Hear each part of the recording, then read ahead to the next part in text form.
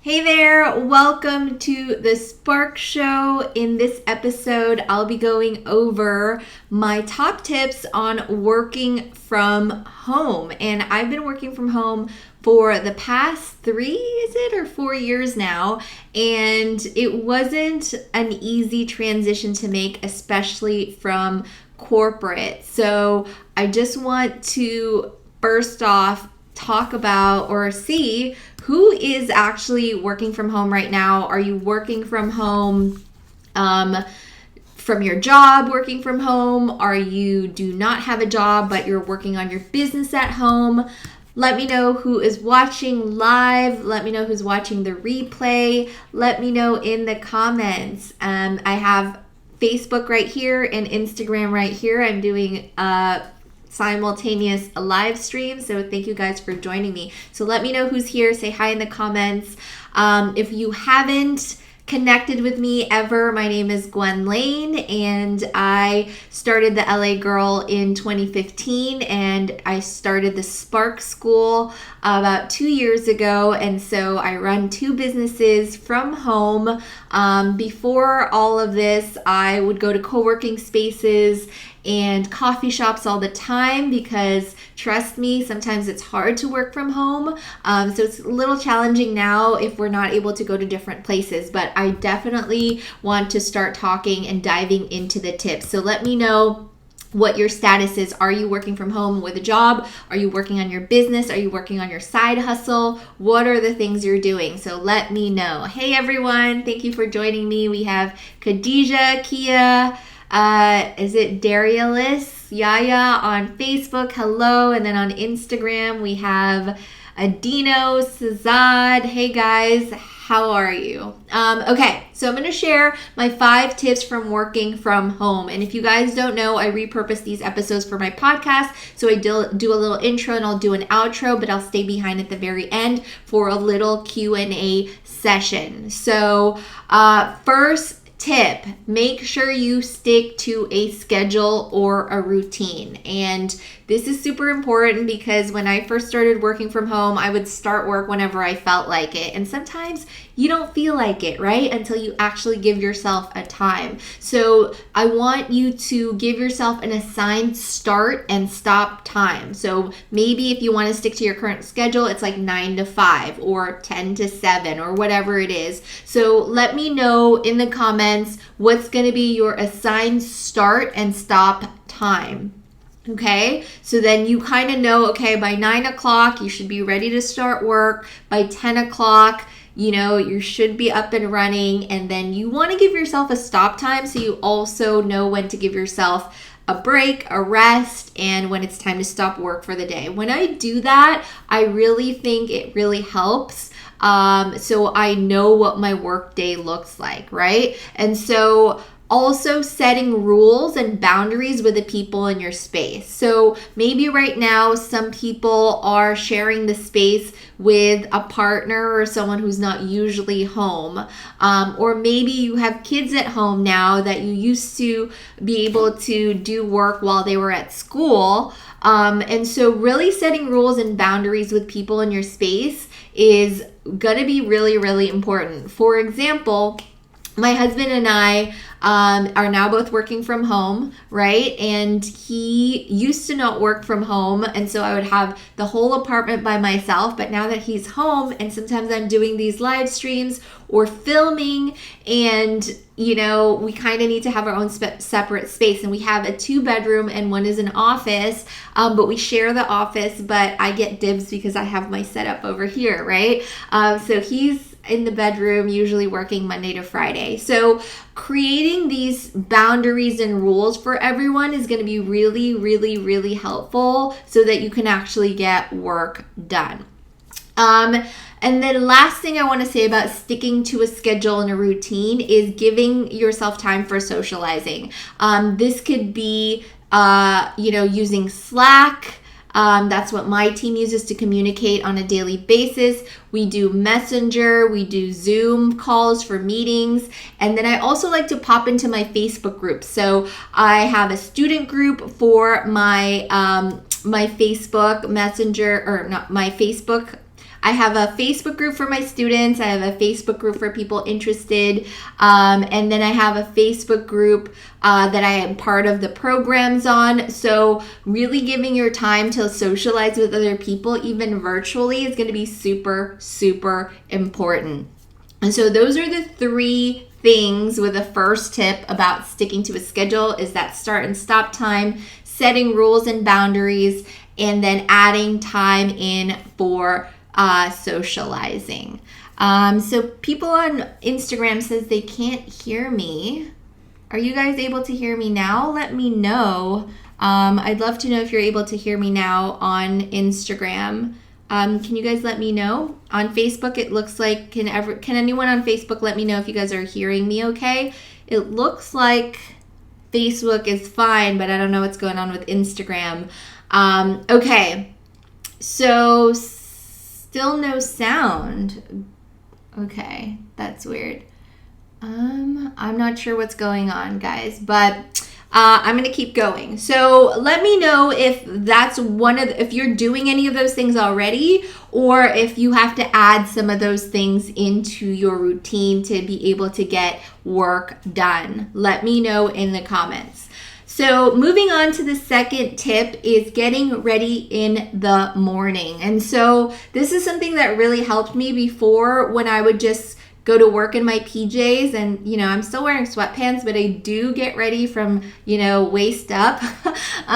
It has really helped me kind of get into the zone of working, right? And so getting dressed, having hair and makeup, for me, it just makes me feel prepared and ready for the day. So let me know in the comments, do you get ready for the day, or do you kind of just not get ready for the day? Because I'm telling you, for me, I have to go on camera. I like to be on stories. I like to go live like this. So, I want to be ready and be prepared. And so getting ready in the morning has really made a difference in my productivity. The days that I don't get dressed and don't get ready and don't do my hair and makeup, I don't do as well and I'm not as productive. And it could be different from anyone. Maybe you're just as productive, but maybe you are you don't want to do that. So it really depends on you. So people are still saying that I have no sound on Instagram. So I'm going to stop my Instagram. Come join me on Facebook, you guys. And I'm going to just have to try Instagram later.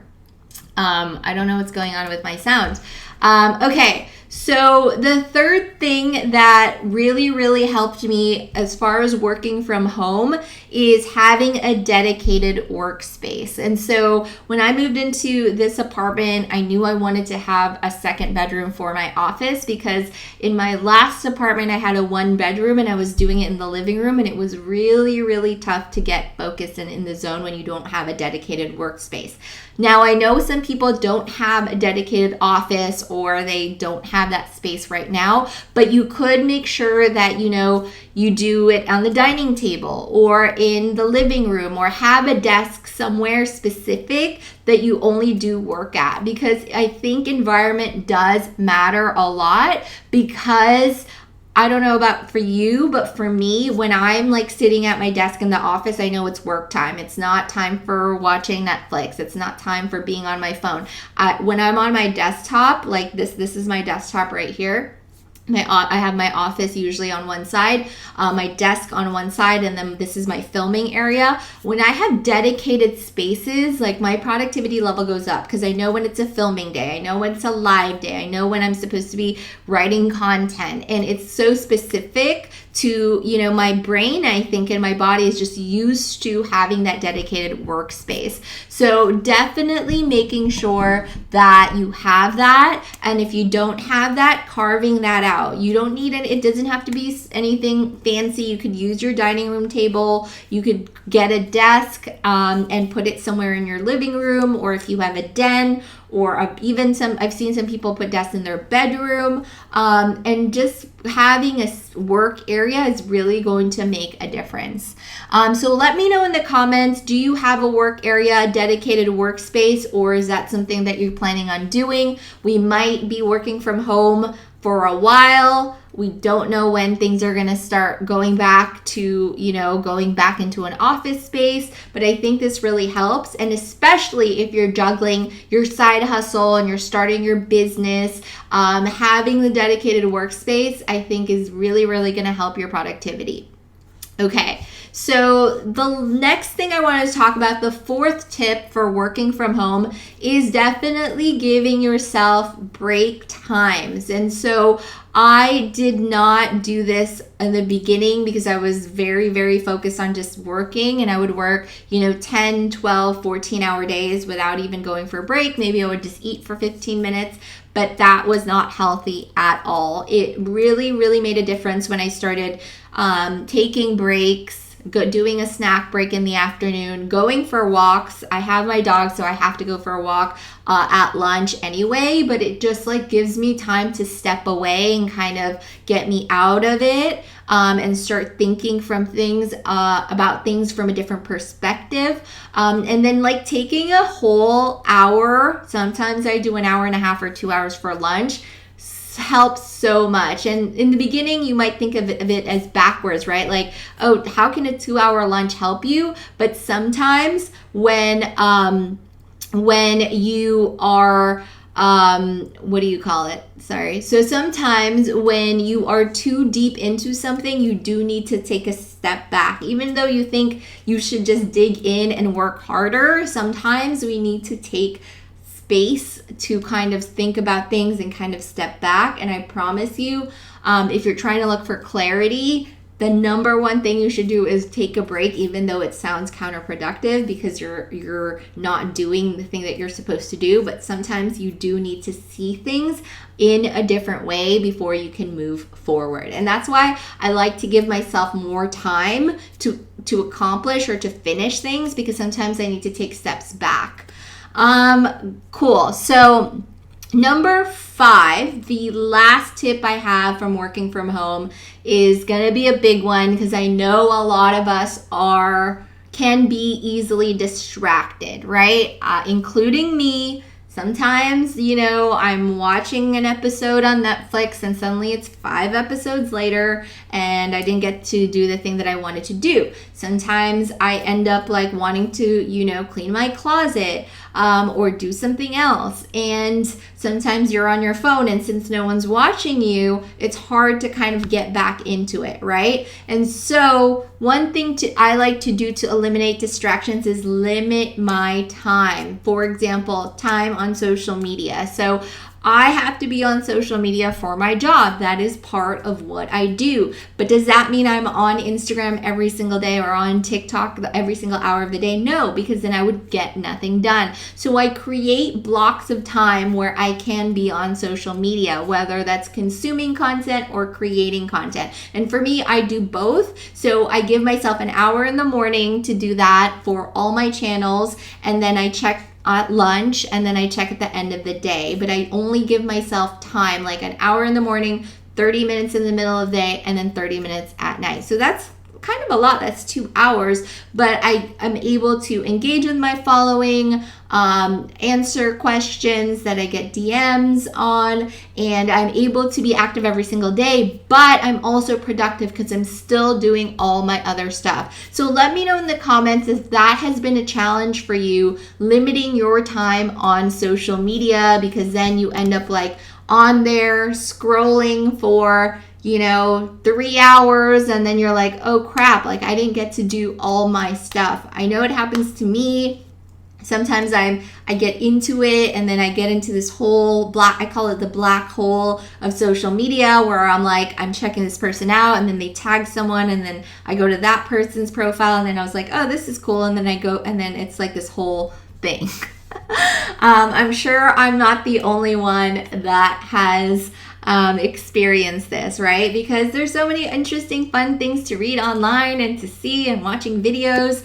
And then I also like to check all my other profiles. I'm on Twitter, I'm on Facebook, I'm in all of these groups, I'm on Instagram, I'm on TikTok. So it becomes a lot, right? And when you are not limiting yourself, have a timer on, like have a calendar invite. I like to time block my time so I know when 10 minutes before my next task, my phone gives me a notification. Okay, I have 10 minutes left to be on social, and then I have to actually go on my computer and create content or work with clients or whatever it is that I need to do. So I use time blocking. I use my Google Calendar, and I could see everything I'm doing every single hour of the day. I love it because it keeps me on track with my goals and it keeps me productive. A lot of people don't like time blocking because they think it's more controlling of their schedule, but I always move stuff around when I need to be. I'm super flexible, and I guess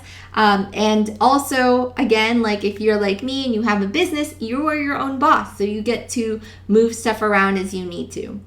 So let me know in the comments if that is something you definitely need to work on. I think that's a never-ending process and journey that we have to do, especially if you are building a business online, is making sure that you have, those set time limits. So just to recap, my 5 top tips from working from home. Number 1, sticking to a schedule and a routine. And I gave you some tips on doing that. Getting ready in the morning, getting dressed, getting camera ready if you need to be camera ready.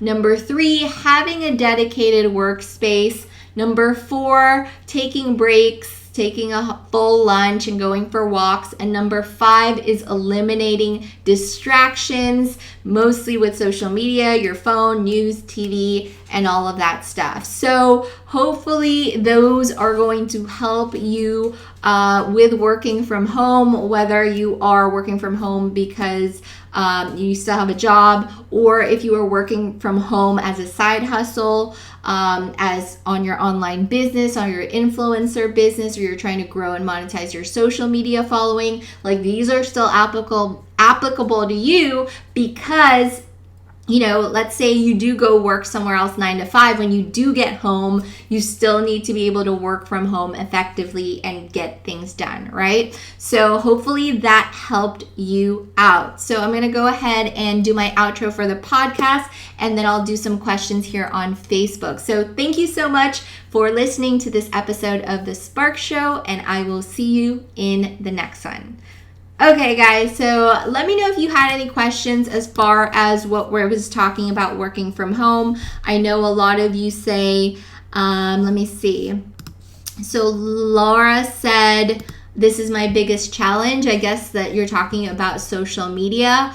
So definitely that is something that everyone needs to work on. I sometimes, look up on my phone and it's been 2 hours. So it's not just you, it's everyone. And we gotta also forgive ourselves for being human, right? And we all make mistakes and we all get distracted. So it's not just you. And just take it day by day, and hopefully, we'll get better. Yaya says, most definitely need to follow these steps. Yes, hopefully it helps you out. And don't be too hard on yourself, because it took me months to get into the group. So after I quit my 9 to 5 job, it took me about 2 to 3 months to start getting to a regular work schedule. So why? Because I felt like I had this wow, I'm free moment, and then now I can do whatever I want. But then I wasn't also seeing me doing the work and getting the work done. I ended up procrastinating a lot. Sometimes when no one's watching us, right, and when we're the boss, we give ourselves too much leeway. But again, it was an adjustment period, and I was talking about it with my husband the other day, and I was like, it took me a while to actually get into that. And even after 3 months, I think it could have taken about 6 months, because we also have cycles too, right? There's times when we feel really, really productive, and there's times that we don't, and we kind of need to figure out what works for us and what kind of schedule we need. Yeah, so Ali said, I found an apartment with a built-in desk. That's amazing. I think really having a dedicated desk for everything is really going to help you. Awesome. And Amy as well. Yes, I am the worst at spending too much time scrolling. Yes. So Juliana said, have everything scheduled is kind of hard to follow. So I know things can be difficult in the beginning, but I definitely think that most of the most successful entrepreneurs have a schedule, right? They know what they're doing at 6 a.m. They know what they're doing at 6 p.m. And it's because most of us want to be very productive and very intentional with our time. And at the beginning, it's going to be really hard, but it's like getting into the rhythm of it is going to be what's going to help you in the long run. So usually I do my planning every single week. So I do on Sundays, I look at the week ahead. And I also look at months ahead of time, so I know kind of have an idea.